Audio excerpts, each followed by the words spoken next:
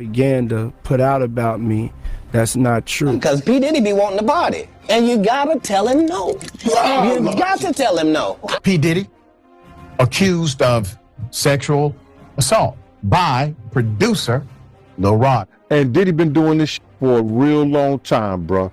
He been doing this for a long time. Among the worst things that ever happened to Puff Daddy's life was the premature passing of Kimberly Porter, the ex-wife, who was killed in November 2018 at her house as a result of issues pertaining to pneumonia. Her unexpected death startled a lot of people, and the circumstances of her demise sparked debate and conjecture in the media, with some recommending foul play or negligence, but officials decided that she died a natural death, providing some resolution to the terrible incident. However, if you pay attention to those who have experienced P. Diddy, you'll understand that Kim's passing wasn't normal, and someone wished her gone terribly. Kim Porter was occupied with a book prior to her untimely passing. The strange thing is that practically everyone around Diddy, in particular from Uptown Records, passed away while composing their works. Pay attention to this. Andre Harrell, heart attack. Kim died from pneumonia, but there's the first coroner's report that said that she died. It was ruled a homicide, and they found toxins in her body to prove that she had been poisoned. You know, they have poisons that create heart attack and pneumonia-like symptoms. And then right after that, Al had a meeting, and I was going to meet up with him because we were in Vegas. And then the next thing you know, you want to know what they all had in common, though?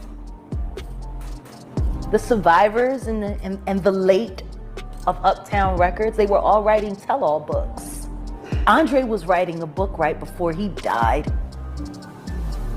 Heavy D was working on a book before he died.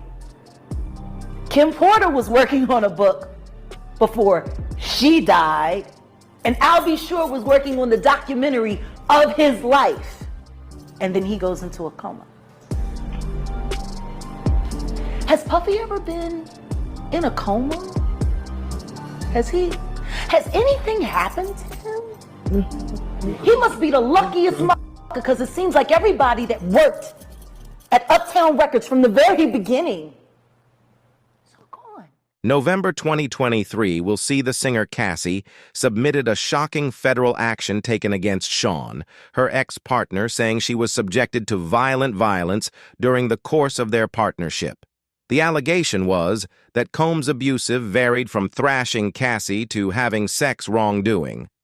The rapper resolved the lawsuit for an unknown amount within a day.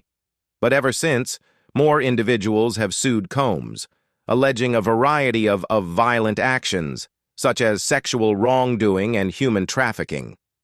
In a startling turn of events, young Miami rapper established that she is a victim of Diddy's abuse and sexual misbehavior. Member of City Girls, who dated the musician a few months as a billionaire in 2022, broke her social media quiet following Cassie's Diddy's case made headlines. Youthful Miami penned, "I can't hold it in. I have to tell the truth. I can't keep silent anymore. Diddy made me feel like I had no value. He forced me to do things I didn't want to do. He forced me to tell my family lies and pals. He caused me to forget myself. I'm not doing this for the money or for fame. This is something for everyone, including myself, for women who have suffered at his hands. I'm doing this to reveal his true nature. Truly, he is a coward, a predator, and a monster." Numerous individuals have come forward regarding claims made against Diddy. In February, former Diddy's producer and videographer brought a federal case against the mogul. Combs is accused of sexually intimidating, drugging, and harassing and threatening him. According to Jones, he was the victim of Mr. Combs' persistent sexual misbehavior. We will always remember what Justin Bieber and Usher experienced when collaborating with Predator Diddy, despite the fact that none of the two have publicly revealed this. According to some speculations, JB and Usher would prefer to go to hell and back than become more intimate with the monster Diddy. People anticipated Usher to reveal Puffy during Shannon Sharpe's interview on Club Shay Shay. It seems he is afraid to express his opinions.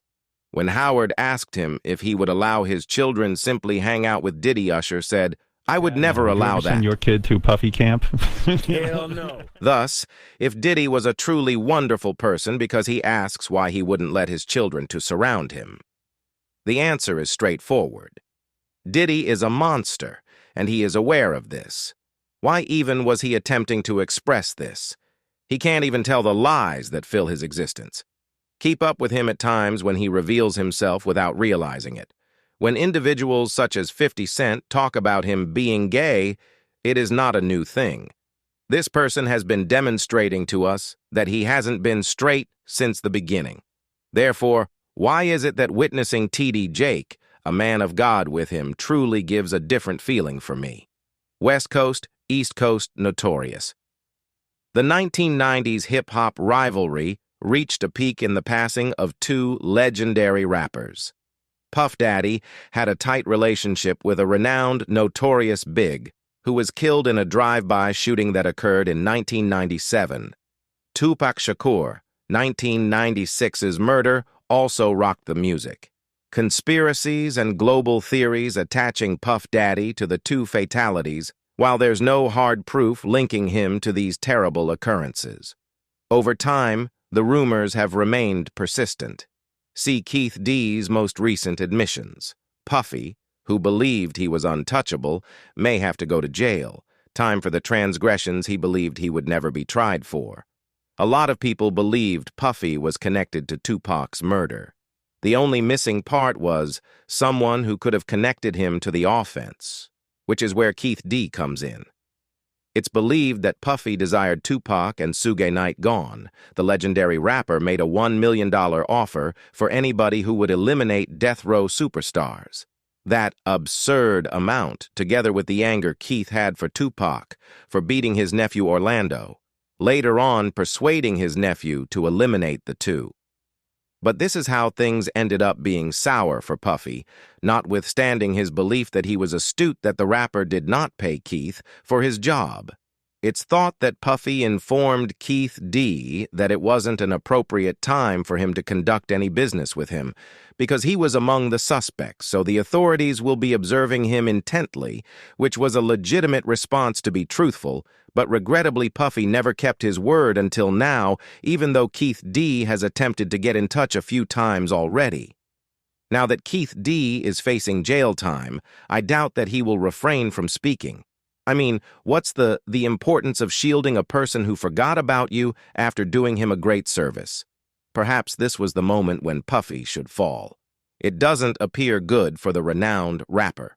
When he believed that the problems had passed, karma was pounding on the door.